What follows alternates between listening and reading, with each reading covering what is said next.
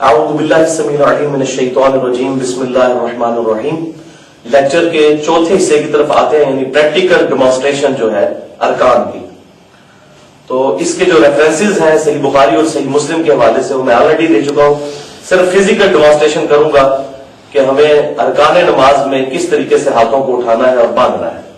تو سب سے ضروری چیز یہ ہے کہ قبلہ رخ ہونا چاہیے اور اپنے پاؤں اپنے جسم کے مطابق کھولیں. یعنی اگر اپنے شولڈر سے ہم ایک پرپینڈیکولر ڈرا کریں تو ہماری جو ایڑیاں ہیں ان کے اوپر جا کر گرنا چاہیے. جتنا دو شولڈرز کے درمیانی فاصلہ ہے اتنا دو ایڑیوں کا فاصلہ ہونا چاہیے. تو یہ تقریباً کیلکولیشن کرنے سے ایک نارمل آدمی کا 10 انچ تک بنتا ہے. اگر کوئی زیادہ موٹا آدمی ہے تو وہ 12 انچ تک بھی کر سکتا ہے، لیکن 10 انچ تقریباً ایک بالش کے قریب ضرورت ہوتی ہے. اور پاؤں کے پنجے قبلہ رخ ہونے چاہیے، شلوار ٹخنوں سے اوپر ہونی چاہیے. اس کے بعد قبلہ رخ جو ہے متوجہ ہو کر تو نماز کی نیت دل میں کرنی ہے. اس وقت نماز کو حاضر کرنا ہے کہ کون سی نماز پڑھنے جا رہا ہوں. زبان سے نیت کرنا ضروری نہیں ہے بلکہ یہ خلاف سنت ہے. تو اللہ اکبر کہہ کر ہاتھ کو بلند کرنا ہے، اللہ اکبر. تو تھوڑی دیر کے لیے ہاتھوں کو یہاں کھڑا رکھنا ہے. جو میں نے بتایا تھا کہ بخاری اور مسلم میں آتا ہے کہ کندھوں تک ہاتھ اٹھاتے تھے اور صحیح مسلم کی روایت میں کانوں تک اٹھاتے تھے. تو وہ یہ ہے کہ کانوں کے مقابل آ جاتے تھے، یعنی پیرلل. تو اس وقت انگلیاں کانوں کے پیرلل ہیں اور ہتھیلیاں شولڈر کے پیرلل ہیں. تو نہ یہ ایسے رفع دین کرنا ہے اور نہ یہ اس طرح کا رفع دین.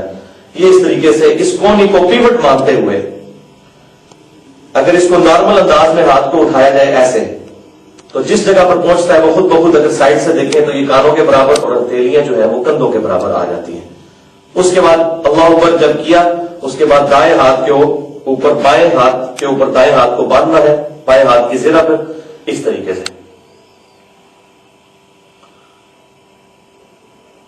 اور اس میں یہ بھی خیال رکھنا ہے کہ یہ بعض لوگ اس طرح ہاتھ باندھتے ہیں، بعض لوگ جو ہے وہ ایسے، بعض لوگوں کو دیکھا بعض ایسے باندھتے ہیں. یہ سارے طریقے غلط ہیں. دایاں ہاتھ بائیں زرہ پر آنا چاہیے. وہ میں نے پوری ڈیفینیشن اپنے تھیوری والے پورشن میں بتا دی ہے آلریڈی. تو اس طریقے سے ہاتھ باندھنے ہیں. اس کے بعد جو کچھ پڑھنا ہے اس کے بعد پھر جب رکوع میں جانے کا ارادہ کرنا ہے تو پھر اللہ اکبر تھوڑی دیر کے لیے ہاتھوں کو یوں رکھنا ہے اور پھر رکوع میں جانا ہے. اور رکوع میں پوزیشن کیا ہونی چاہیے کہ نبی صلی اللہ علیہ وآلہ وسلم بڑی مضبوطی کے ساتھ اپنے دونوں گھٹنوں کو پکڑ لیتے تھے، مضبوطی کے ساتھ. اور آپ صلی اللہ علیہ وسلم کی یہ دونوں جو بازویں تھیں یہ بالکل آپ صلی اللہ علیہ وسلم سیدھی تان لیتے، جس کی وجہ سے کمر بالکل سیدھی ہو جاتی تھی. اس حالت میں رکوع کی تسبیحات پڑھنی ہے. پھر یہاں سے جب سر اٹھانا ہے تو پڑھنا ہے سمیع اللہ لمن حمیدہ، اور یہاں پر ہاتھ لا کر پھر اللہم ربنا ولک الحمد. اور جتنی دعائیں ہیں وہ انشاءاللہ نیکسٹ ٹائم میں بتاؤں گا کون کون سی دعائیں ہیں. فی الحال صرف پوسچر بتا رہا ہوں کہ پوزیشن کیا کیا رکھنی ہے. اس کے بعد اللہ اکبر کہتے ہوئے سجدے کی طرف جانا ہے. تو سجدے کی طرف جاتے ہوئے پہلے ہاتھوں کو لگانا ہے، اس کے بعد گھٹنوں کو. وہ اس کا ریفرنس بھی میں نے بتا دیا. اللہ اکبر. یہ دونوں ہاتھ رکھے، دونوں ہاتھوں کے درمیان سر آنا چاہیے اور بالکل جس طرح رفع الیدین کرتے وقت انگلیاں کانوں کی سیدھ میں آئی تھی اس وقت بھی انگلیاں کانوں کی سیدھ میں اور ہتھیلیاں جو ہیں وہ کندھے کی سیدھ میں آئیں گی.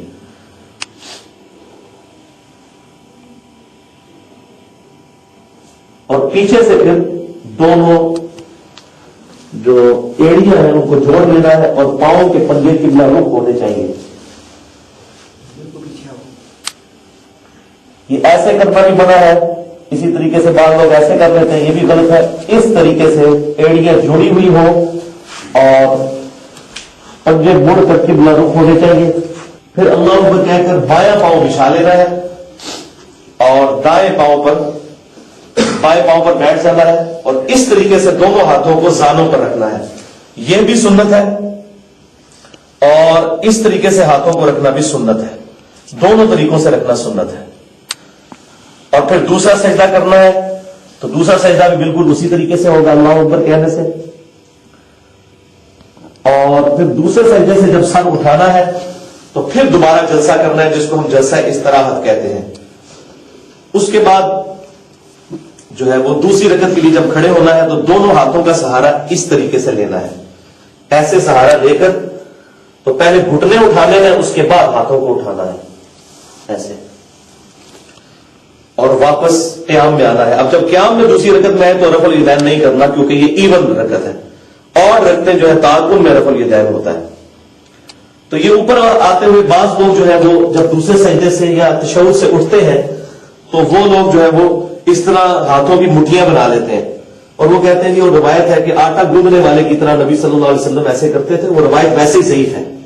بخاری میں جو الفاظ ہیں وہ یہ ہے کہ آپ صلی اللہ علیہ وسلم ہاتھوں پر اعتماد کرتے ہوئے اٹھتے تھے، تو یہ نارمل انداز میں ہی اعتماد ہے۔ اور اگر کسی نے اس روایت پر بھی عمل کرنا ہے تو آٹا گوندتے ہوئے ایسے بھی کیا جاتا ہے اور ایسے بھی کیا جاتا ہے، لیکن وہ روایت ضعیف ہے۔ لیکن نارمل انداز میں اس طریقے سے ہاتھوں کا سہارا لے کر دوسری رکعت کے لیے کھڑا ہونا ہے، اور پھر وہی پاؤں جو ہے اتنے ہی ہونے چاہیے، کیونکہ جب صف میں کھڑے ہوں گے تو اتنے پاؤں کھلے ہوئے ہوں گے تو کندھا اور پاؤں ملیں گے، کیونکہ صحیح بخاری میں حدیث ہے کہ انس بن مالک کہتے ہیں کہ نبی صلی اللہ علیہ وسلم جب ہمیں صف سیدھا کرنے کا فرماتے تھے تو کندھے سے کندھا اور ہم پاؤں سے پاؤں ملا لیتے تھے، پاؤں کے پنجے قبلہ رخ رہنے چاہیے، اور قیام میں پھر اس طریقے سے ہاتھ باندھا، یہ وہی طریقہ۔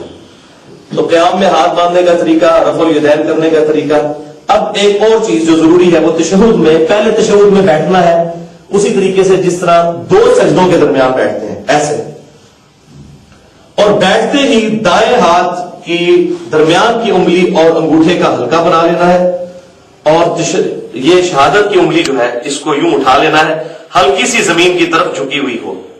ایسے رکھنا بھی سنت ہے اور ایسے رکھنا بھی سنت ہے، یہ دونوں طریقے سنت سے ثابت ہے۔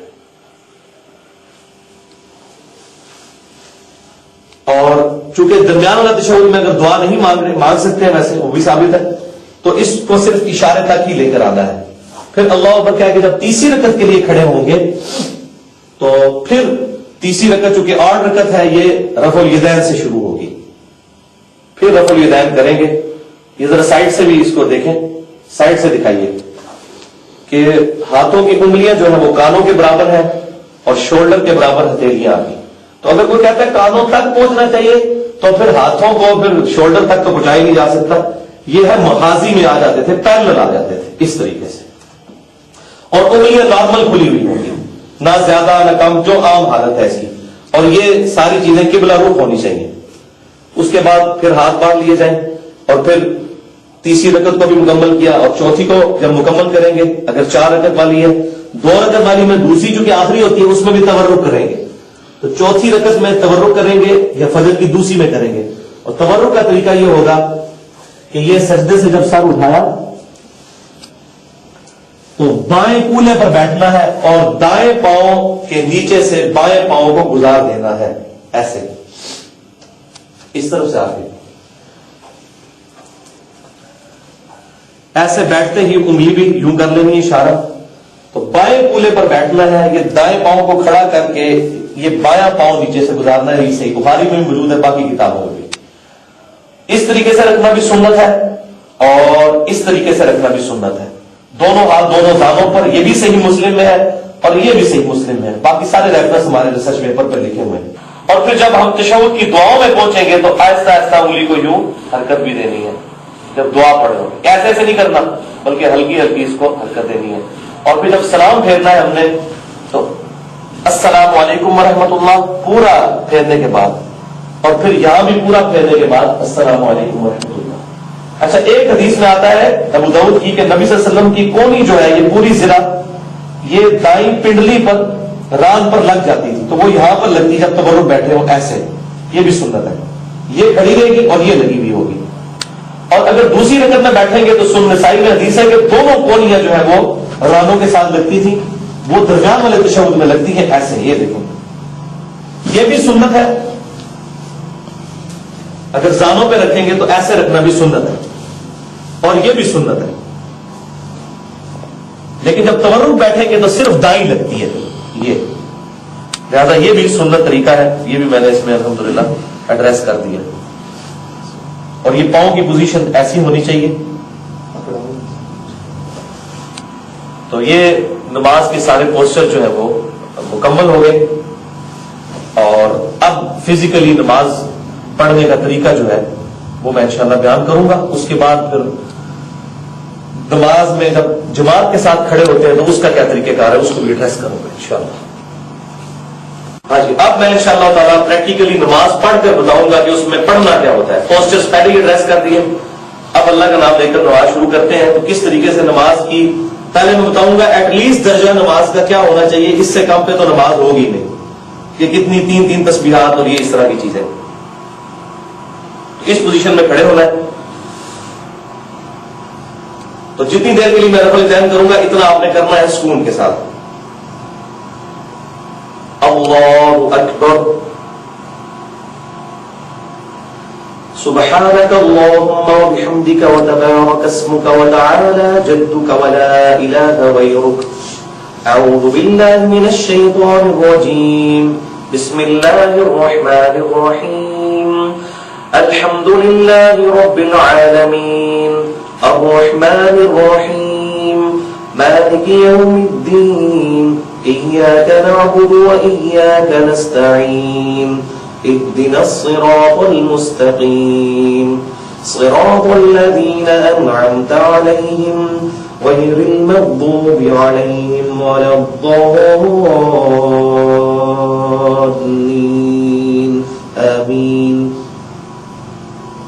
بسم الله الرحمن الرحيم، قل يا أيها الكافرون لا أعبد ما تعبدون ولا أنتم عابدون ما أعبد ولا أنا عابد ما عبدتم ولا أنتم عابدون ما أعبد لكم دينكم ولي دين۔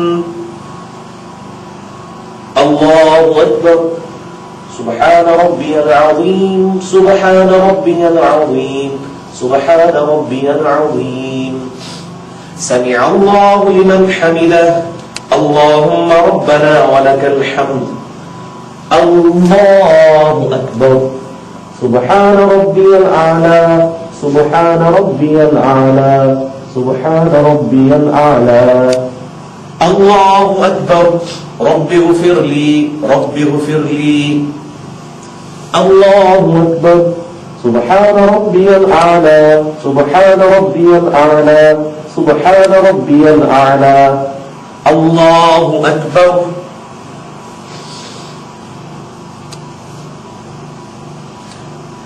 بسم الله الرحمن الرحيم، الحمد لله رب العالمين، الرحمن الرحيم، مالك يوم الدين، إياك نعبد وإياك نستعين، اهدنا الصراط المستقيم، صراط الذين أنعمت عليهم غير المغضوب عليهم ولا